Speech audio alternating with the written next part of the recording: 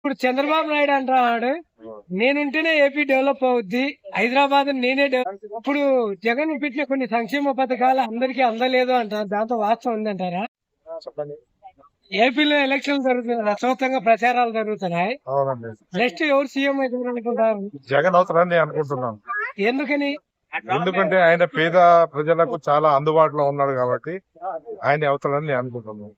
ఇప్పుడు జగన్ పెట్టిన కొన్ని సంక్షేమ పథకాలు అందరికీ అందలేదు అంటారు, దాంతో వాస్తవం ఉందంటారా? అందరికంటే అది కాంగ్రెస్ ప్రభుత్వం పేదలకే పనిచేది, అది అందరికి కాదు, ఉన్న వాళ్ళకి కాదు.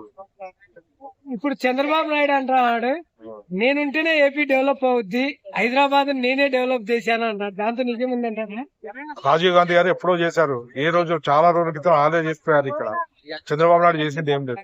అంటే హైదరాబాద్ చంద్రబాబు నాయుడు డెవలప్ చేయలేదంటారా? చేసిండు, కొంత చేసిండు, కానీ ఈ ఐటీ మాత్రం రాజీవ్ గాంధీ గారు స్టార్ట్ చేసిపోయారు. చంద్రబాబు నాయుడు హయాంలో డెవలప్ కాలేదంటారా? కొంత డెవలప్ అయింది, అంతా కాదు. అంటే హైదరాబాద్ ఈ రోజు ఇంత డెవలప్ అవడానికి నేనే కారణం అని ఆయన అంటున్నాడు. ఆయన చెప్పుకుంటా పోతుంటాడు. అన్ని విందామా, మీకు తెలియదా, మాకు తెలియదా?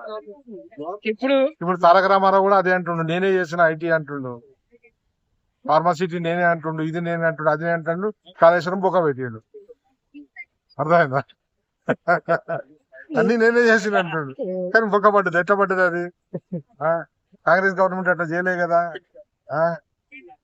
నాగార్జున సాగర్ గాని శ్రీశైలం గాని ఎప్పుడు ఆ రోజులు కట్టినా ఇంతవరకు చెక్కు చదవలేదు. ఈయన కట్టి ఇప్పుడు సంవత్సరం కాలేదు, అన్ని బొక్క అయిపోతున్నాయండి. మళ్ళీ దాన్ని సమర్థించుకుంటారు. ఎట్లా సమర్థించుకుంటారు అంటే, ఏదో చిన్న పొరపాటు జరిగిందండి, చిన్న పొరపాటు, దాని అది పెద్ద సమస్య కాదు, అది దాన్ని సరి చేసుకోవచ్చు అని అంటారు. అవుతుందా అండి? ఇది నమ్మకమేనా? ఇది ఇప్పుడు ఏపీలో కూడా కాంగ్రెస్ కూడా పోటీ చేస్తుంది కదా, కాంగ్రెస్ వచ్చే ఛాన్స్ ఏమన్నా ఉందంటారా? తక్కువ అండి.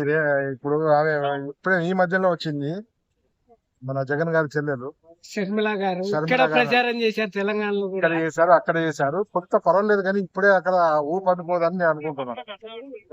ఇక్కడ తెలంగాణలో రేవంత్ రెడ్డి ఒక ఊపులో ఎవరు ఎక్స్పెక్ట్ చేయని విధంగా సీఎం అయింది. అవునండి. అలాగే షర్మిల ఏమైనా ఛాన్స్ ఉందంటారు ఏపీలో? కావచ్చు, చెప్పలేము. ఫైనల్ గా ఏపీలో ఎవరు సీఎం అనుకుంటారు సార్? జగన్ అంటున్నారు.